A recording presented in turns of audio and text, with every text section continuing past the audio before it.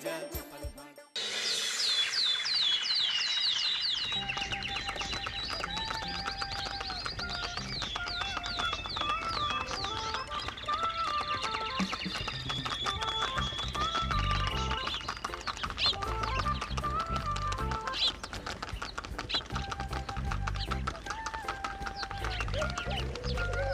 দিন পর বেশ লাগছে বন ভ্রমণ। মাঝে মাঝে কাজের ফাঁকে এইসব জায়গায় এলে মন খুব ভালো লাগে। শুদ্ধ বাতাস, মাটির সোনা গন্ধ, পাখির কলতান, আহা।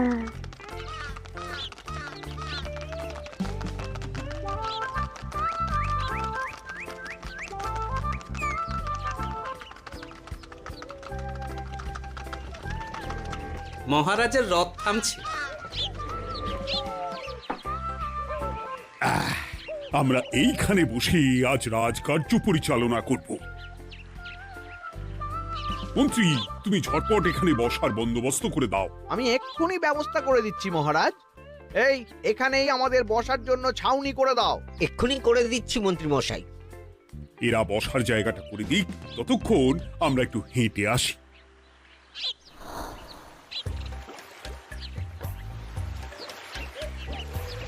সকালবেলা হাঁটা শরীরের পক্ষে খুব ভালো মহারাজ।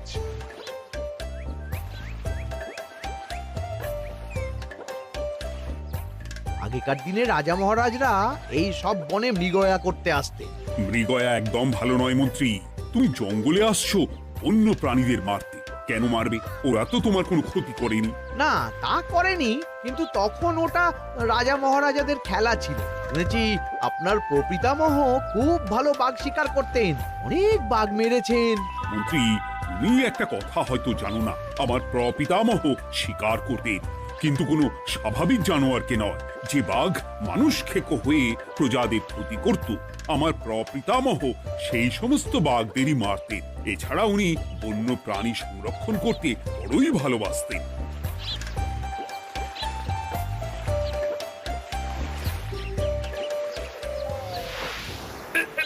উফ, এটা আবার কি? এই এটা আবার কোথা থেকে উড়ে এলো? কোথাও তো ঝড় হাওয়া কিছুই নেই।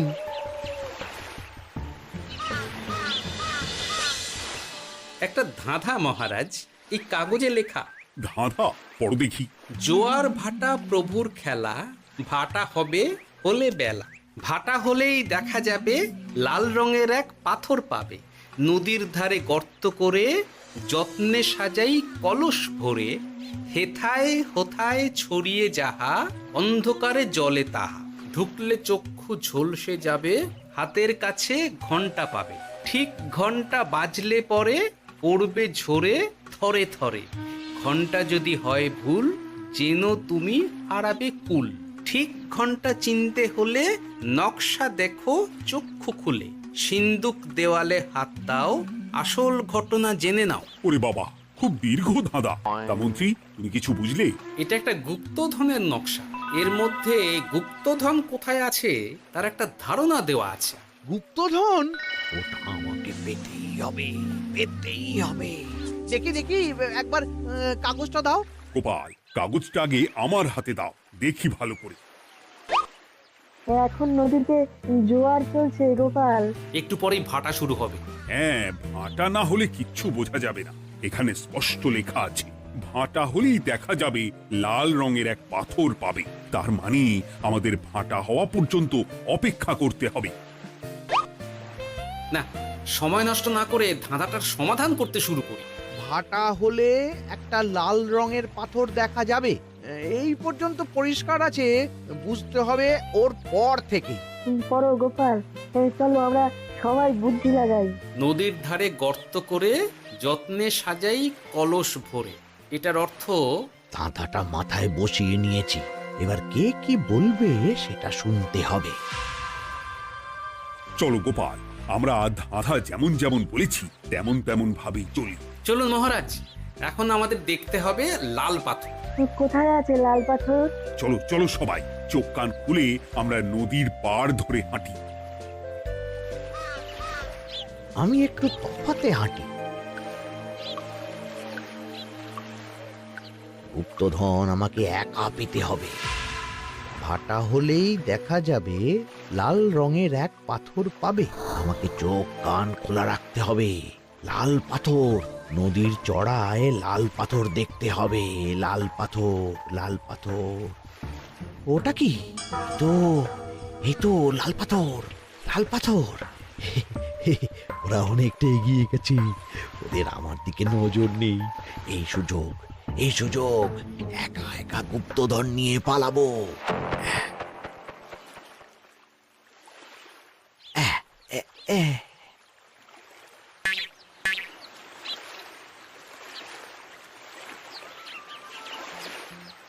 কি গো, আমরা তো হেঁটেই চলেছি, লাল পাথর তো কই দেখতে পাচ্ছি না। আরেকটু হাঁটতে হবে মহারাজ, গুপ্তধন বলে কথা, ওকে আর সহজে ধরা দেয়? সেটা অবশ্য সঠিক কথা। আচ্ছা, আমরা সবাই তো আসছি হেঁটে হেঁটে, মন্ত্রী মশাই গেলেন কোথায়? ও কি যে ঘটে! সত্যি তো, মন্ত্রী কোথায়? ও সেনাপতি, মন্ত্রীকে দেখেছো? কই না তো মহারাজ। তাহলে কোথায় গেলেন মন্ত্রী মশাই? এই জঙ্গলে বাঘ ভাল্লুক আছে, শেষে কিনা বাঘে নিল। হায় হায় হায়, মন্ত্রী গিন্নির কাছে আমি কি মুখ দেখাবো? হুম, বাঘ ভাল্লুকের পেটে যাবার লোক তো মন্ত্রী মশাই নন। ও গোপাল, কি ভাবছো? কিছু তো একটা বলো। এখন আমাদের মন্ত্রী মশাইকেই খুঁজতে হবে। তবে মন্ত্রী মশাই বাঘ ভাল্লুকের পেটে যায়নি। তুমি নিশ্চিত হচ্ছ কি করে? অত পেঁচালো মানুষকে বাঘ ভাল্লুক গন্ধ শুকেই ছেড়ে দেবে, হজম করতে পারবে না। না না না, এখন রসিকতা করার সময় নয়, আমাদের মন্ত্রীকে খুঁজে বার করতেই হবে। কোথায় গেল মন্ত্রী? চলো চলো, গুপ্তধন মাথায় থাক, চলো মন্ত্রীকে খুঁজি। আহ, মন্ত্রী কোথায় গেল কে জানে। একবার পুরো ধাঁধাটা ঝালিয়ে নি। ভাটা হলেই দেখা যাবে লাল রঙের এক পাথর পাবে।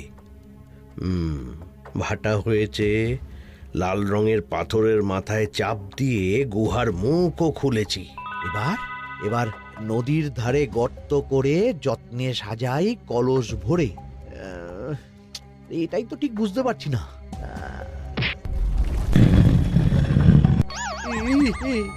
এই রে, এবার কি হবে? হ্যাঁ মহারাজ, কোথাও একটা আওয়াজ হলো।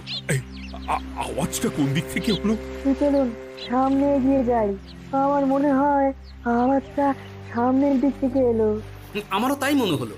তবে কি মন্ত্রী মশাই লাল পাথরের হদিশ পেয়ে গেছেন? আমাদের চোখে পড়লো না, অথচ মন্ত্রী মশাইয়ের চোখে পড়ে গেল। আসলে আমরা কথা বলতে বলতে গেছি, তাই নজরে পড়েনি। মন্ত্রী মশাই একা একা আমাদের পেছন পেছন আসছিলেন। উনি ইচ্ছে করেই আমাদের পেছনে পেছনে আসছিলেন। নিজে একা গুপ্তধন নিয়ে যেতে চেয়েছিলেন, এখন কোথায় আছেন কে জানে।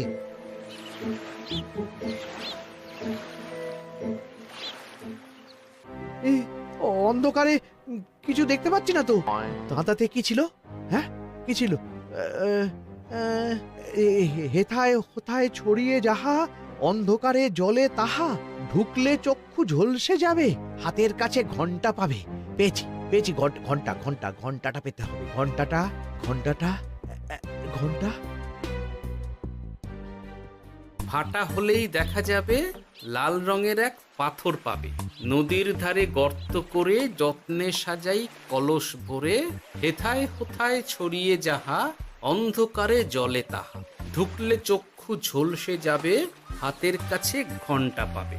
ঠিক ঘন্টা বাজলে পরে পড়বে ঝরে থরে থরে, ঘন্টা যদি হয় ভুল যেন তুমি হারাবে কুল। ঠিক ঘন্টা চিনতে হলে নকশা দেখো চক্ষু খুলে, সিন্দুক দেওয়ালে হাত দাও, আসল ঘটনা জেনে না।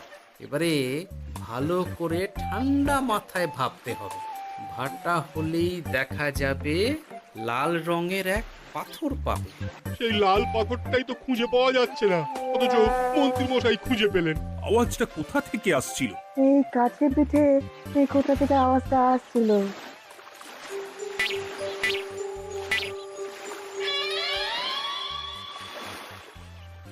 এই তো, এটাই মনে হয় সেই লাল পাথর। একটু নাড়িয়ে চাড়িয়ে দেখি তো কিছু হয় কিনা।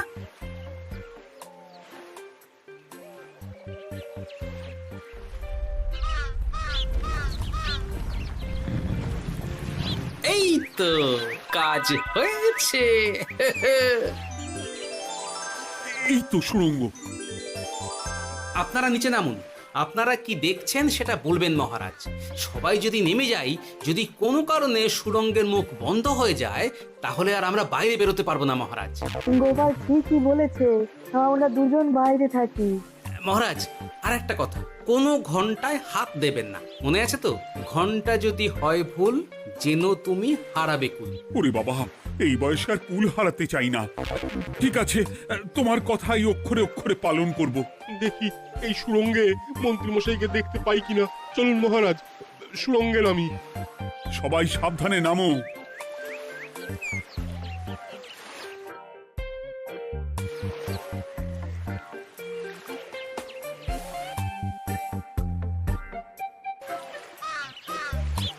মহারাজ, ওখানে কি কি দেখতে পাচ্ছেন?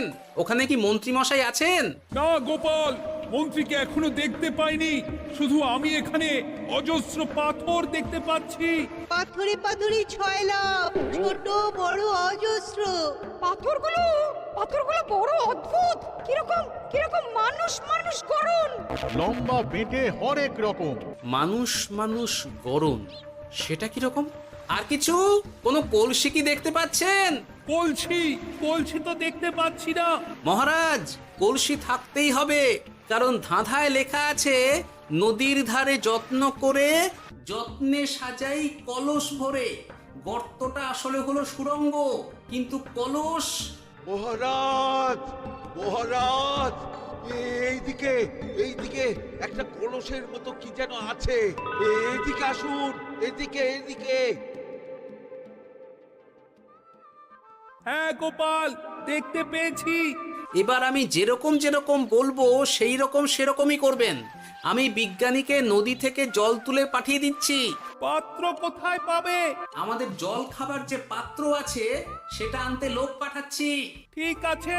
শুধু একটা কথা বলছি, আপনারা কেউই সুড়ঙ্গের ভেতরে কোনো কিছুতে হাত দেবেন না। কেন গোপাল? সব পরে বলবো, এখন আমি যা বলছি সেটা শুধু মনে রাখুন। সুড়ঙ্গের ভেতরে কিছুতে হাত দেবেন না। ঠিক আছে। প্রহরী, তুমি যাও, যেখানে আমাদের বসবার আয়োজন করা হয়েছে সেখানে গিয়ে একটা জলের পাত্র নিয়ে নদী থেকে জল ভরে নিয়ে এসো।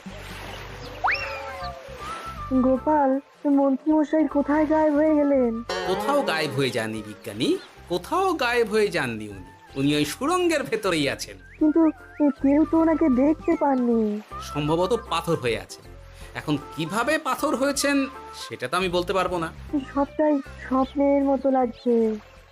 ঠিক যেন স্বপ্নের মতো লাগছে। এই জীবনে সুরঙ্গ দর্শন হয়ে গেল। আমাদের পাতাল প্রবেশ। পাতালে আসিয়া আমি মনে মনে বলি, গুপ্তধর নিয়ে আমরা যেন সৎ পথে চলি। তোমার এখনো কাব্য আসছে সভাকবি? আসছে মানে কাব্যের সাথে আছে রোমাঞ্চ, করছে গা শীত, হচ্ছি আমি অধীর। মহারাজ, জল দিয়ে বিজ্ঞানীকে পাঠাচ্ছি। কি করতে হবে বিজ্ঞানীকে সব বলে দিয়েছি। তুমি ভেতরে আসবে না? আসবো ঠিক সময়ে। এখন আমি যেমন যেমন বলবো আপনি ঠিক তেমন তেমন করবেন। ঠিক আছে। বিজ্ঞানী, যেমন যেমন বললাম ঠিক তেমন তেমন ভাবে কলসিকে জল দিয়ে পরিষ্কার করবে।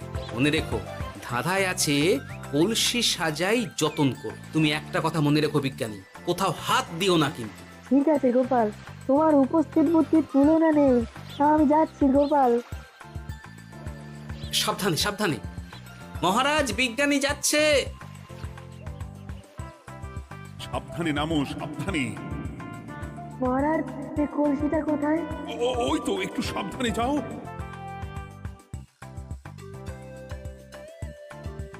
বিজ্ঞানী, কলসির দেখা পেয়েছো? পেয়েছি পেয়েছি পেয়েছি। এবারে কলসিটাকে ভালো করে জল দিয়ে ধুয়ে দাও। কলসির আলোয় সুড়ঙ্গ আলোকিত গোপাল।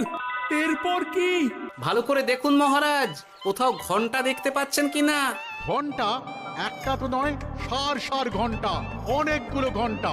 সাবধান, ঘন্টায় হাত দেবেন না, শুধু দেখুন।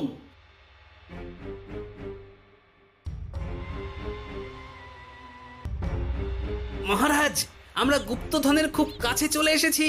তাই নাকি? কি মজা, কি মজা, এবার খাবো ক্ষীরের গজা। আহ সভা কবি, চুপ করো। এখনো আমরা গুপ্তধন পাইনি। বাবার মুখে দাঁড়িয়ে সবগুলো তারা আঁকা। বিজ্ঞানী, কোনো ঘন্টায় চাঁদের নকশা করা আছে কি? একটু দেখে বলো না।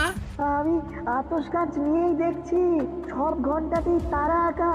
খবরদার, কোনো ঘন্টাকেই ছোঁবে না। ঠিক আছে, কোনো কিছু না ছুঁয়ে আমি দেখছি। পেয়েছি গোপাল, চাঁদ আঁকার ঘন্টা পেয়েছি। ওই ঘন্টাটা বাজাও, বাজাও।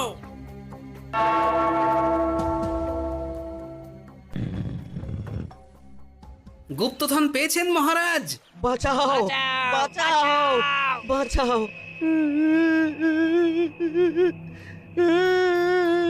বাঁচান মহারাজ, বাঁচান বিজ্ঞানী, মহারাজ, মন্ত্রীর গলা পাচ্ছ না? মহারাজ, আমি পাথর হয়ে আছি, আমাকে মানুষ করুন মহারাজ। তুমি তো মানুষই ছিলে, হঠাৎ করে পাথর হলি কেন? মহারাজ, গুপ্তধন পেয়েছেন? পেয়েছি, তার সাথে মন্ত্রীকেও পেয়েছি।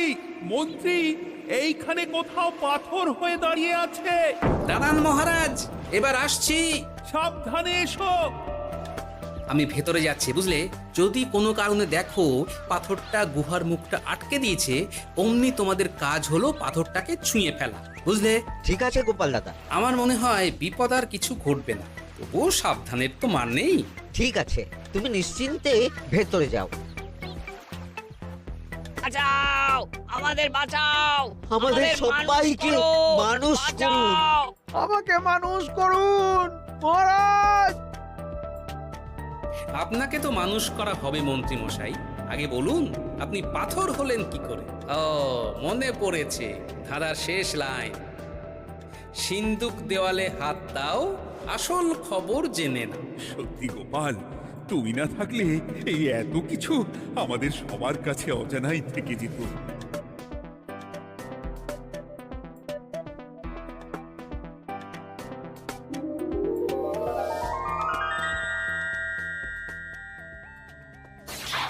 ধন্যবাদ আমাকে মুক্ত করার জন্য।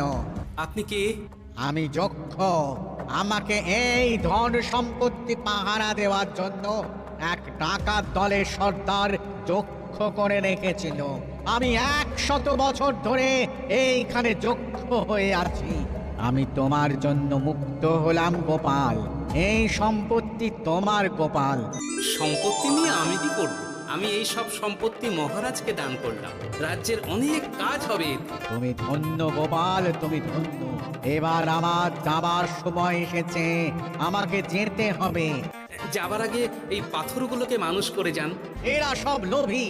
আমি আমার সীমিত ক্ষমতায় এই গুপ্তধনের ধাঁধাকে এখানে যারাই ভ্রমণ করতে আসে তাদের হাতে তুলে দিই, কিন্তু কেউ এই ধাঁধার সমাধান করতে পারে না।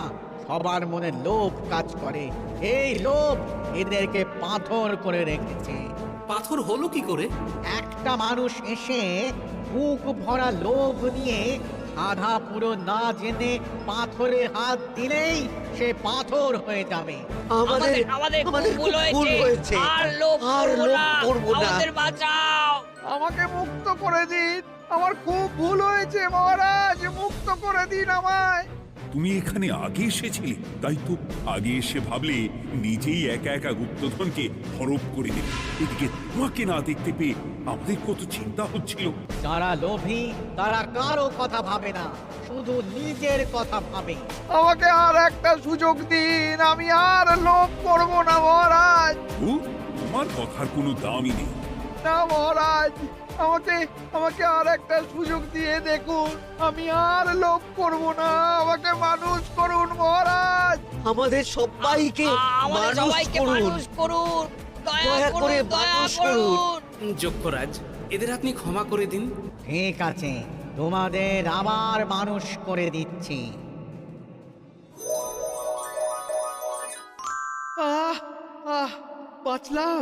বাঁচলাম। এই রকম বারবার বাঁচা যাবে না কিন্তু। এবার সাপ ব্যাং যাই হবে না কেন, ওইভাবেই থাকতে হবে, এই আমি বলে দিলাম। এবার আমার মুক্তি। মুক্তি নেবার আগে আরেকটা প্রশ্ন, যে ডাকাত সর্দার তার সম্পত্তিকে রাখার জন্য আপনাকে যক্ষ বানিয়েছিল, এই সম্পত্তি তো তাদের, আমরা তো নিতে পারি না। লোভ বড় খারাপ গোপাল, অতিরিক্ত লোভ মানুষকে পশু করে দেয়। ওই ডাকাত দল এই সম্পত্তির জন্য সবাই কাটাকাটি করে মরে গেছে, কেউ আর বেঁচে নেই।